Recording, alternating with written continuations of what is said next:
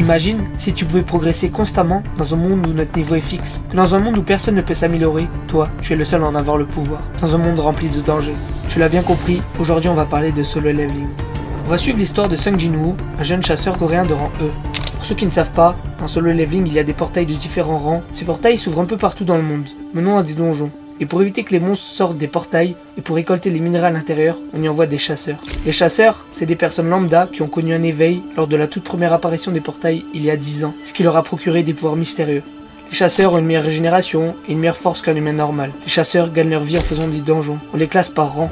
Les rangs E les plus faibles, les rangs D, les rangs C, les rangs B, rang A qui commence à devenir très puissant, rang S les meilleurs chasseurs du pays et rang A. Après l'éveil, on ne peut plus progresser, on ne peut plus gagner en puissance. Si on est rang E, on ne peut plus passer rang D par exemple. Sauf une seule exception, les doubles éveils, qui est extrêmement rare, qui permet de se rééveiller et de donner une seconde chance, mais après le double éveil, on ne peut plus non plus progresser. Voilà pour le petit récap. Reprenons avec l'histoire de Sung Jin-woo. Quand il avait 14 ans, son père Il-hwan disparut mystérieusement en entrant dans un portail inconnu.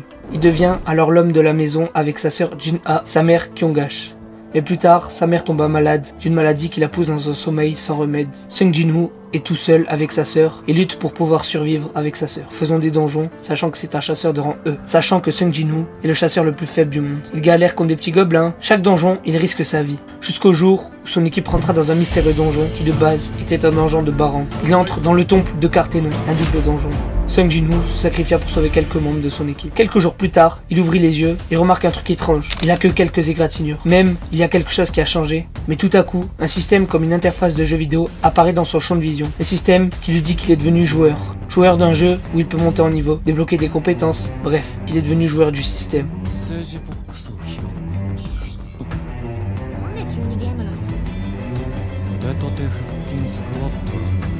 Ce mystérieux système est assez simple à comprendre. Il y a une daily quest tous les jours où il doit courir 10 km, de son abdos, de son pompe, etc. S'il ne les fait pas, il est envoyé 4 heures aux zones de pénalité, là où il y a des monstres assez coriaces dans un désert. Ce système lui donne des quêtes urgentes qui défient ses anciens principes, mais qui le rendent plus fort. Il y a aussi des quêtes normales, comme réaliser certains donjons, même récupérer des objets très rares avec son système, comme le remède pour soigner sa mère. Bref, un système d'origine mystérieuse qui lui donne des avantages que personne d'autre ne pourra avoir. Mais ça, c'est pas important. Le plus important, c'est que Sung Jin-woo peut progresser, peut monter son niveau de puissance et ses compétences. Le système lui permet après chaque niveau de répartir ses points de puissance comme il le veut, comme le mana, la force, etc. Bref, il a la capacité la plus forte de son monde pour moi. Je vais passer pas mal de chapitres pour arriver à sa rencontre avec Igris, le chevalier rouge. Un combat épique eut lieu. Après ce combat, Sung Jin-woo a passé un palier.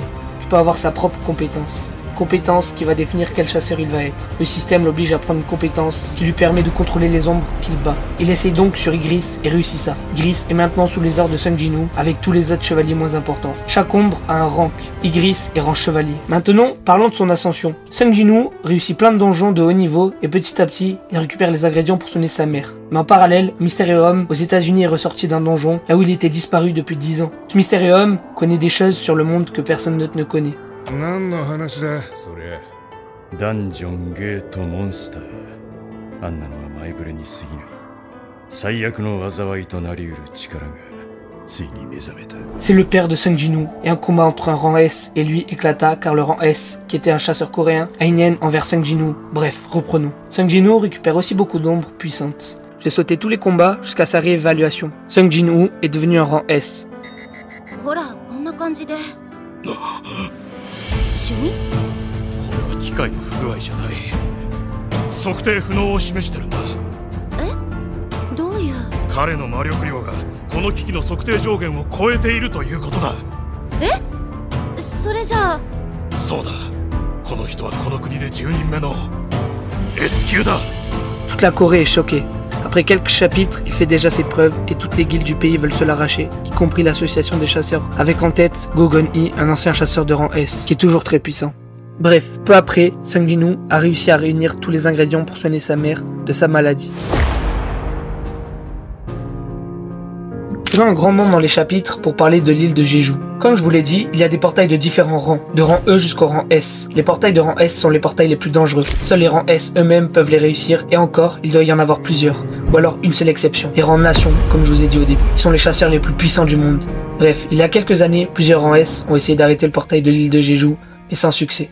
Et les fourmis ont réussi à envahir l'île. Ces sortes de fourmis ont évolué au point de commencer à s'échapper de l'île et commencent à devenir trop dangereuses. La Corée se sont donc alliés avec une guilde japonaise pour éradiquer la menace.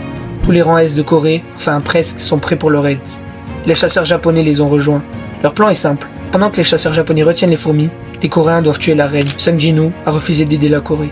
Il veut y aller que si ça dégénère. Le raid se passe plutôt bien et est retransmis à la télé. Les chasseurs ont réussi tout leur combat, il reste plus que la reine, enfin normalement. Les Coréens ont réussi à tuer la reine. Mais une étrange force énorme a été détectée et les fourmis qui devaient être retenues par les Japonais arrivent. Les Japonais les ont trahis. Mais pas que. Cette étrange force ne vient pas des Japonais. Au contraire, elle s'en est pris à leur chef Goto et le bat en un seul coup. Cette fourmi a réussi à battre les plus puissants chasseurs japonais en un seul coup. Elle se rapproche des Coréens et les attaque. Plus aucune chance. Mais une puissance rivalisant avec celle de la fourmi a été détectée. Sung Ji-woo débarque et protège les derniers Coréens. Il prend le dessus sur le roi fourmi et un combat épique eut lieu sur l'île de Jeju. Le monarque des ombres, connu sous le nom de Sung Ji-woo contre le roi fourmi. Le monstre le plus puissant du donjon de rang S qui hante les Coréens.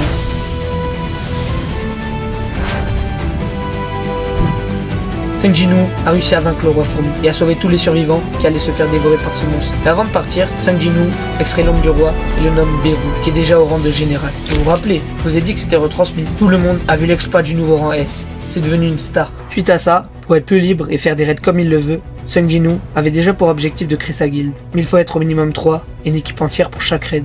Pour la deuxième personne, c'est Yo-Jin-ho, le fils du PDG de Yojin Architecture, qui est devenu très proche de Sung Ji-woo et qui à eux deux avaient déjà prévu de créer une guilde. Et pour la troisième personne, Cha-in a proposé son aide. C'est une chasseuse de rang S. Elle est amoureuse de Sung Ji-woo car il l'a sauvée lors du raid de Jeju. Mais il refusa car il ne voit pas l'intérêt. Du coup, Yo-Jin-ho demanda à sa cousine et elle accepta. Il reste qu'une seule chose, une équipe. Ou alors le droit d'y aller seul, ce qui est totalement interdit et contraire aux lois de l'association des chasseurs. Et vu que la Corée est en crise pour gérer les donjons, suite au raid de l'île de Jeju et à l'abandon de certains rangs S, la Corée lui donnait un traitement de faveur et accepte de compter ses ombres pour une équipe. Quelques chapitres après, Sung Ji-woo reçut une clé par le système, la clé du tombe de Carthénon. Suite à une attaque dans l'école de sa sœur par des orques, Sung Ji-woo dut abandonner une équipe dans un donjon de haut rang. Mais pas d'inquiétude, il a laissé Beru. Il arriva juste avant que sa sœur se fasse dévorer et sauve l'école. Quelques chapitres après, c'est le moment. Le système lui dit que le portail pour Carthénon va être révélé. Sung Ji-woo se prépare. Arrivé sur place, c'est un portail de rang C ouvert depuis 3 jours déjà. Une équipe venait de partir pour le conquérir. Sauf que ce n'est pas un portail de rang C, mais plutôt un de niveau rang S. Il s'empresse d'aller prévenir les chasseurs qui attendent devant la porte fermée du temple de Carthénon. Il leur dit de partir, mais les chasseurs refusent car il n'a pas les droits du donjon. Il leur dit que c'est un double donjon et ouvrit la porte pour leur prouver. Les chasseurs l'ont compris. Sung Ji-woo entra donc et un monstre en pierre, celui qui lui a intégré le système, lui dit « Il est le moment de se rencontrer ».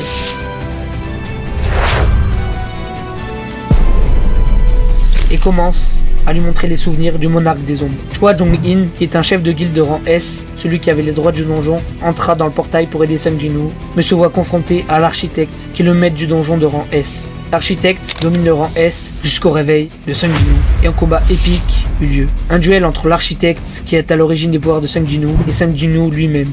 Sung Ji-woo combattit d'abord les statues, il les vaincut assez simplement, puis venu le tour de l'architecte. Et un combat plutôt serré eut lieu, et Sung Ji-woo gagna contre celui qui est à l'origine de son système et de sa progression. C'est en quelque sorte l'élève qui dépasse le maître. Petit disclaimer avant de continuer la vidéo, j'ai déplacé quelques événements pour rendre la vidéo plus simple à comprendre. Pour ceux qui ne savent pas, Solo Leveling est à la base un webtoon d'origine coréenne qui a rencontré un énorme succès, qui a même eu son adaptation animée par un studio japonais. La saison 1, qui adapte 45 chapitres du manhwa, est déjà sortie, et à l'heure où vous voyez cette vidéo, la saison 2 compte à peine 3 épisodes. Le manhwa compte plus de chapitres que ce que j'ai raconté dans la vidéo. Il existe des manhwas parallèles au manga, comme Sad Story ou Ragnarok, pour ceux que ça intéresse. Solo Leveling, c'est un animé qui a su nous motiver à nous améliorer, comme Sung Ji-woo, tout en gardant ce côté de l'animé qui nous rend accro. N'hésite surtout pas à rejoindre mon serveur Discord pour conseiller tes animes préférés aux autres, débattre sur un manga, bref. Pour les intéressés, je vous mets le lien en description les gars. ハンターランクの最新さを受ける